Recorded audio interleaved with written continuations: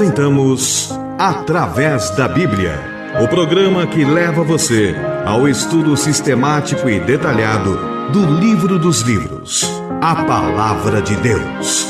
Estes estudos são de autoria do Dr. J. Vernon Magui e apresentados pelo pastor e professor Itamir Neves. Convidamos você, ouvinte, a acompanhar esta jornada através da Bíblia.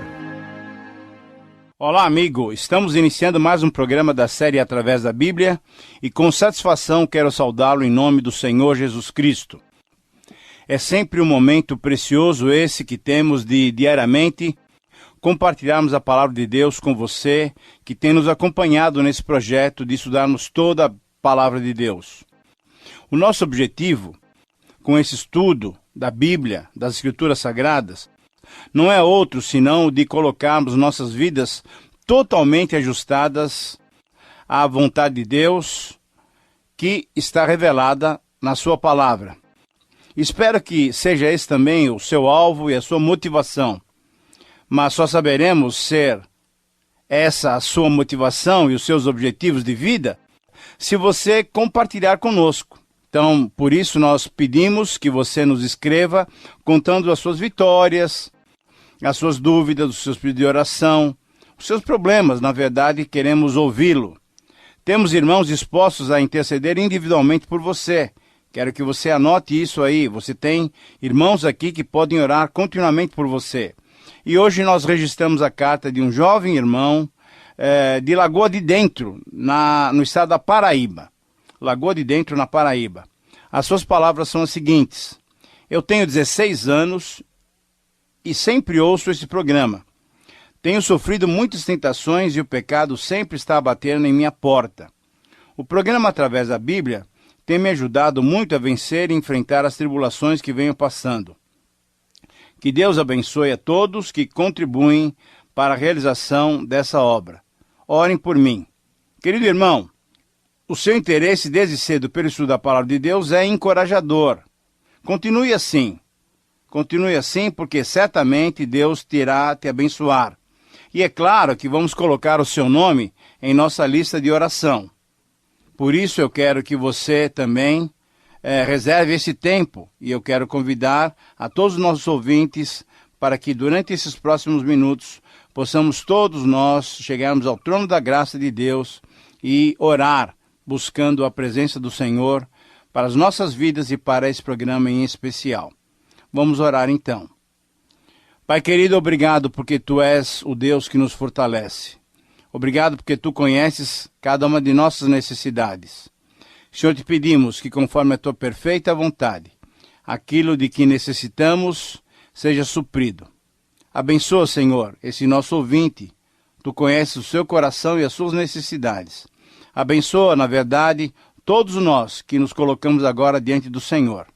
Certos de que Tu nos ouves, certo que Tu ouves a nossa oração, pedimos a iluminação do Teu Espírito para essa hora. Nós oramos em nome de Jesus. Amém. Fortalece a fé, conhecer nosso Deus. Querido amigo, temos diante de nós o capítulo 29, com os seus 46 versos, capítulo 29 do livro do Êxodo. Esse texto está inserido na terceira parte do livro, que vai do capítulo 25 até o 40. Isso é a terceira e a última parte do Êxodo. Nessa parte, nós temos as instruções sobre a confecção do tabernáculo, o local que era correto, designado para o culto ao Senhor. No último programa, estivemos falando sobre a beleza e a glória das vestimentas sacerdotais. E isso distinguia o sumo sacerdote dos outros sacerdotes. Veja só, eram 7 as peças de roupa do sumo sacerdote. Será que você consegue se lembrar delas? Não? Então deixe-me ajudá-lo. Vamos lá, anote aí. Eram 7 peças, então vamos anotar.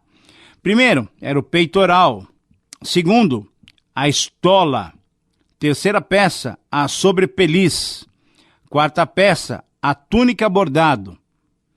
Quinta peça, os calções de linho fino. sexta peça, a mitra, e em sétimo lugar, a sétima peça, a coroa sagrada. Arão, o primeiro sumo sacerdote, só usava essas vestes em ocasiões especiais. Fora dessas ocasiões especiais, ele usava as roupas simples, comuns, como os outros sacerdotes. Mas dentro do tabernáculo, eles deveriam estar sempre bem vestidos, mesmo que fosse com uma roupa simples. Certamente, vestidos com esses adornos de ouro, estofo azul, púrpura, carmesim, linho fino e pedras preciosas. Ah, querido amigo, quem visse os sacerdotes, e especialmente o sumo sacerdote, ficaria impressionado com tanta beleza e glória. Mas com certeza, quando nós estivermos diante da face do Senhor, no Santo dos Santos, todos nós vamos ficar impressionadíssimos com a glória e o poder do nosso amado Deus e do Cordeiro que foi morto e que ressuscitou, o nosso adorado Senhor Jesus Cristo. Hoje, especificamente no capítulo 29, trataremos da consagração dos sacerdotes e os sacrifícios iniciais desse ofício tão especial, tão específico diante do Senhor. Esse texto pode ser dividido em 10 sessões, indicando a seriedade desse momento inicial de consagração do serviço sacerdotal. Então, querido amigo, você perceberá o detalhamento e a demonstração do cuidado divino em relação a cada particularidade referente ao início desse ofício sacerdotal. Você perceberá o quanto o nosso Deus é maravilhoso, mas ao mesmo tempo em que ficamos admirados por tantos detalhes contemplados pelo Senhor, alguns estudiosos entendem que esse capítulo, na verdade, deveria ser considerado como um suplemento, até desnecessário. Sabe por que eles pensam isso? Porque nos capítulos anteriores foram apresentados os detalhes sobre a confecção dos utensílios para o tabernáculo e a confecção das roupas sacerdotais. Mas preste bem atenção, temos que verificar uma mudança. Tivemos uma sequência de modelos, mas agora, nesse capítulo, nós temos uma amostra como deveria ser o ritual para o início do ofício sacerdotal. Então, vamos estudar tendo essa visão desse capítulo. Vamos ao estudo, então, de cada uma dessas partes que compõem o capítulo 29. Primeiramente, nos versículos 1 a 4, temos a purificação dos sacerdotes. Conforme o versículo 1, a expressão para os consagrar poderia ser também traduzida por para fazê-los santos, isto é, para separá-los do povo, tendo em vista a função sacerdotal que exerceriam. Através do sacrifício de um novilho, 2 carneiros e 3 tipos de ofertas de cereais, pães asmos, bolos asmos amassados com azeite e obreias, isto é, massa fina, todos feitos da melhor farinha, colocados num cesto, Arão e seus filhos seriam consagrados ao serviço sacerdotal. Somente com o sacrifício dos melhores do rebanho, os melhores produtos do campo, e sendo purificados através da lavagem, é que esses que foram designados por Deus poderiam ministrar diante dele mesmo, conforme Hebreus 7, 26 e 28. Por isso, havia necessidade de serem lavados com água para iniciarem suas funções totalmente purificados, conforme o versículo 4. E o simbolismo é claro. Para ministrarem diante do Senhor, deveriam estar puros. E quanto a nós? Devemos lembrar da necessidade da purificação também. Esse lavar aqui é típico da regeneração. Não é por obras de justiça que tivéssemos feito, mas de acordo com a misericórdia de Deus. Ele nos salva pelo lavar regenerador e renovador do Espírito Santo, conforme lemos lá em Tito, capítulo 3, versículo 5. E depois de batizados em Cristo Jesus, simbolicamente purificados, os cristãos, nós, estamos prontos para servir, para orar e para prosseguir na santificação, sendo bênçãos divinas a todos os que com Ele, a todos que conosco convivem. Então, uma pergunta direta para você, querido amigo. E você? Como é que tem sido essa tua disposição, essa tua disponibilidade? Tem sido essa a sua prática de vida? Tem sido essa a tua prática ministerial? Deus quer o nosso serviço. Nós somos cooperadores de Deus. Mas veja bem, Deus quer o serviço de vasos limpos, vaso de honra para a glória dele mesmo. Em segundo lugar, nesse capítulo, encontramos os versículos 5 a 9. E aqui temos a investidura e a unção. Depois de purificado, Arão deveria ser vestido com as roupas apropriadas ao ministério sacerdotal. Essas eram roupas consagradas a esse ministério, simbolizavam uma dedicação para o serviço do Senhor. Só Arão seria ungido, sendo assim autorizado a desempenhar o papel de sumo sacerdote. Essa unção seria feita com óleo, isso é, com azeite de oliva usado na consagração de reis e sacerdotes, conforme, por exemplo, nós lemos lá em Salmo 2:2. E, finalmente, nos versos 8 a 9, os filhos de Arão seriam vestidos adequadamente também para ministrarem ao Senhor. Essa unção indicava e indica ainda hoje um simbolismo muito rico. Indica o símbolo de uma escolha, designação divina e capacitação especial para o serviço do Senhor, para um serviço consagrado ao Senhor, conforme Isaías 61:1, que eu quero que você se lembre, que o próprio Senhor Jesus Cristo aplicou a si mesmo quando iniciou o seu ministério. Disse o Senhor Jesus: o Espírito do Senhor está sobre mim, ele me ungiu. Exatamente essa unção se refere aqui nos versículos 5 a 9. Consagração, então, quer dizer o quê? Quer dizer irmos a Deus com as mãos vazias, confessando a Ele a nossa fraqueza, a nossa incapacidade, permitindo que Deus use as nossas mãos. Consagração é colocarmos tudo, as nossas vidas todas separadas para que Deus as use. Você tem colocado, querido amigo, a sua mão, os seus pés, você todo, você tem se colocado à disposição do Senhor? Permita então que o Senhor o invista e o unja para o serviço dele. Em terceiro lugar, nos versículos 10 a 18, temos o holocausto pelo pecado. O versículo 10 diz assim, literalmente: fará chegar o novilho diante da tenda da congregação, e Arão e seus filhos porão as mãos sobre a cabeça dele. Querido amigo, vemos que esse cerimonial foi muito importante. Era o sacrifício em favor do sumo sacerdote e da sua família. Eles tinham que colocar as suas mãos sobre a cabeça do novilho. Muitos entendem que esse ato transmite alguma coisa como que num sentido mágico. Porém, não é verdade. Não foi esse o propósito aqui. Não podemos transmitir nada a ninguém, simplesmente por impor as mãos. Não se transmite nada. Sabe o que significa impor as mãos? Nessa situação significou identificação. O animal tomava o lugar do pecador. Os pecados do homem eram como que transferidos para o animal inocente. Nenhuma culpa, nenhum pecado tinha o animal, porém os pecados e as faltas do homem eram transferidos para o animal num sentido simbólico. Esse animal é, na verdade, um símbolo de Cristo.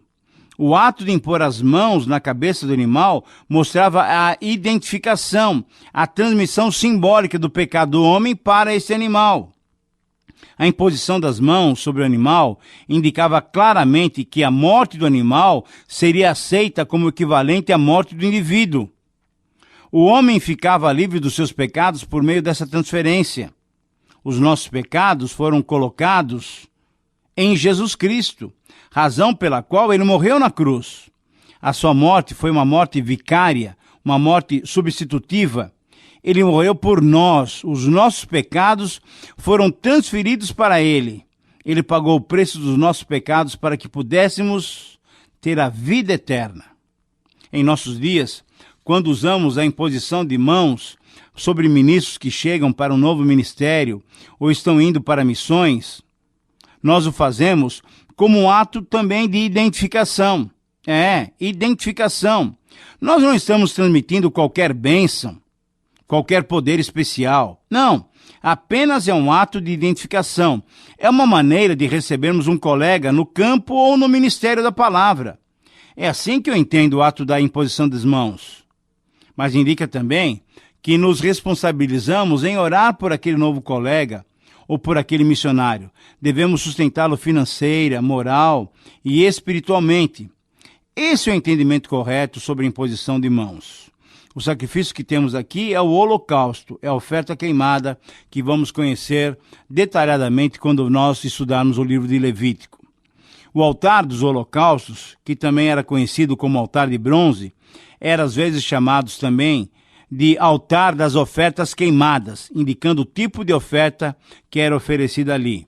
Ali, a oferta queimada aponta para a morte de Jesus Cristo na cruz em nosso favor. Além, então, da imposição de mãos sobre o novilho, o sangue seria espargido nos chifres do altar, como era feito para o sacrifício dos leigos, uma vez que Arão e os seus filhos ainda não tinham sido consagrados. Agora veja só, o resto do sangue seria derramado aos pés do altar numa oferta pelo pecado. Algumas partes do sacrifício deveriam ser totalmente queimadas no altar, conforme o versículo 13. Mas o restante seria queimado fora do acampamento como restos impuros, isto é, sacrifício pelo pecado, conforme o versículo 14. No versículo 15, um outro carneiro seria morto e depois de sobre ele imporem as mãos, ele deveria ser totalmente consumido pelo fogo, conforme o versículo 18, apontando então para a necessidade de um sacrifício total, de aroma agradável ao Senhor, indicando que Deus aceitava aquele sacrifício. Esse sacrifício total foi feito uma vez por todas, querido amigo. Por quem? Pelo nosso Senhor Jesus Cristo, na cruz, em nosso lugar, uma vez por todas. Agora, responda sinceramente, você tem valorizado esse sacrifício de Jesus no seu lugar? Você tem se dedicado e tem se consagrado ao Senhor como instrumento de honra? Pense, reflita sobre isso. Avalie a sua conduta diante do Senhor. Mas vamos prosseguir no texto. Em quarto lugar, uma quarta parte desse texto, nos versículos 19 a 21, nós encontramos o sacrifício pacífico. Conforme o versículo 19, um outro carneiro era oferecido como um sacrifício pacífico, conforme Levítico 3:1, e também Arão e seus filhos imporiam as mãos sobre esse carneiro. Conforme o versículo 20, parte do sangue desse carneiro deveria ser passado, agora preste bem atenção, é muito interessante, na ponta da orelha direita de Arão e dos seus filhos, sobre o polegar da mão direita e sobre o polegar do pé direito.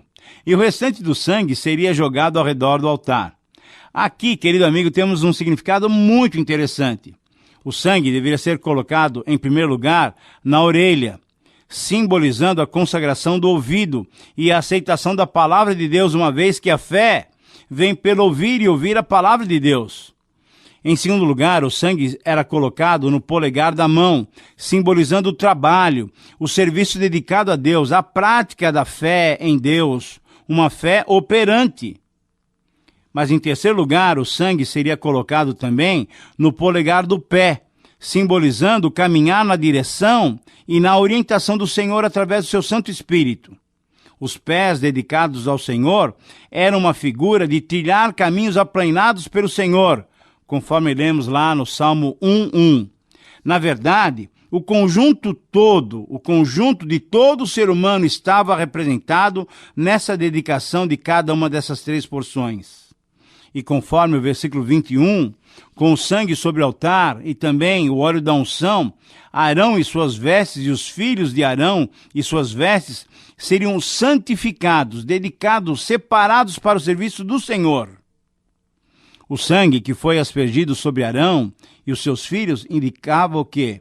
A purificação das suas vidas dedicadas ao serviço. E o óleo da unção indicava, sabe o quê? A capacitação para Arão e seus filhos ministrarem ao Senhor. Então, essa capacitação em nossos dias para que ministremos ao Senhor nos é dada pelo Espírito Santo. Permita-me questioná-lo mais uma vez de modo bem direto. Você se entende como alguém cheio do Espírito Santo? Você tem visto em sua vida a produção do fruto do Espírito, conforme lemos lá em Gálatas 5, 22 e 23? Querido amigo, esse é o nosso desafio. Vidas purificadas pelo sangue de Jesus e dirigidas e capacitadas pelo Espírito Santo. É isso que Deus requer de cada um de nós. Em quinto lugar, nos versículos 22 a 28, nós vamos encontrar a oferta movida. Isto é, uma oferta que tinha um ritual e um significado muito especial. Além da gordura e da cauda gorda do carneiro, haveria também um pão, um bolo de pão azeitado e uma obreia de pães asmos, isso é, uma massa fina sem fermento. Todos esses elementos seriam dados a Arão e os seus filhos. Essa era uma oferta primeiramente movida em direção a Deus, isto é, num movimento de vai e vem, levantava-se a oferta, sacudia-se a oferta perante o altar e depois a oferta era recebida novamente pelo sacerdote.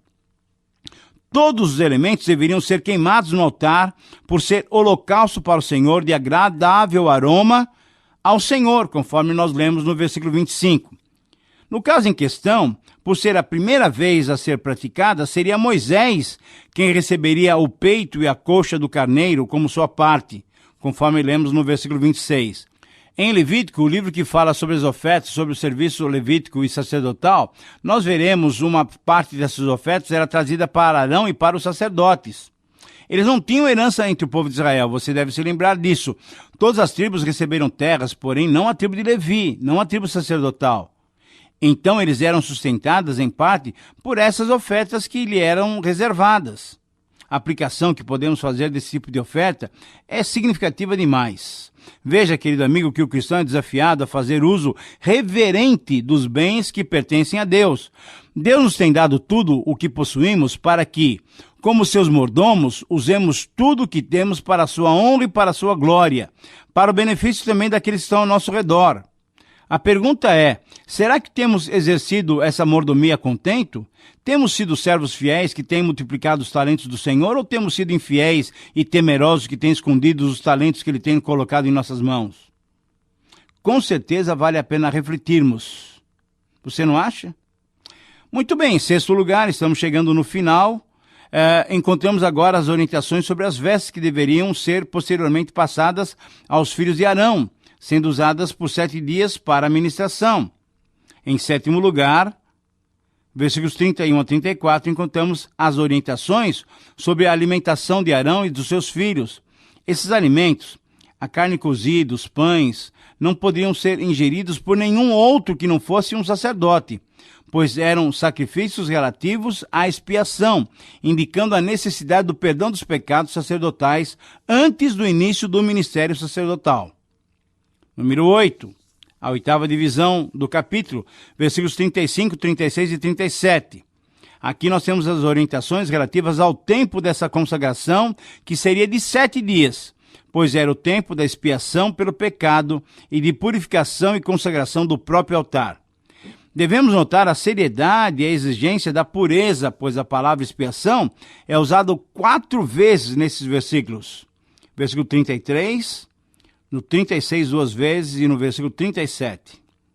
Em nono lugar, uma nona divisão desse capítulo, os versículos 38 a 43 nos mostram a instituição das ofertas diárias, as ofertas contínuas diante do Senhor. Essas ofertas, querido amigo, eram ofertas matutinas e vespertinas que eram colocadas diante do Senhor.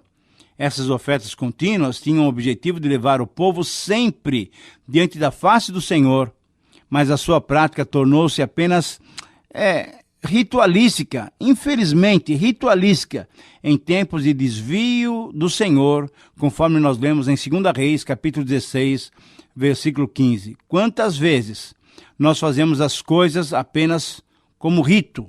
Não é correto isso.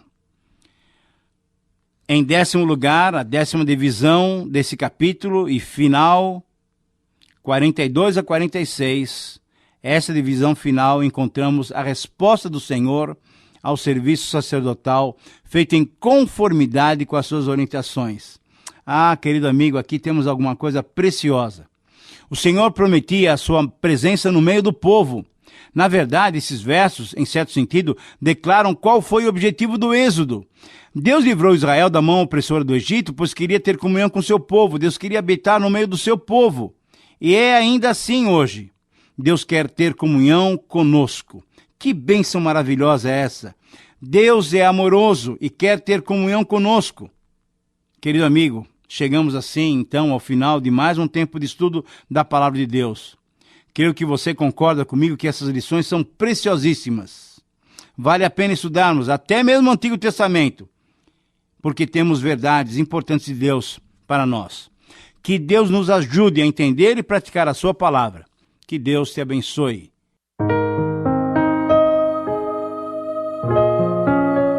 Terminamos mais uma apresentação do programa Através da Bíblia. Esperamos que você nos escreva, dando a sua opinião sobre o que ouviu. O nosso endereço é Caixa Postal 18.300, CEP 046-26970, São Paulo, capital. Ou pelo e-mail atravésdabiblia@transmundial.com.br. Este programa foi produzido nos estúdios da Transmundial.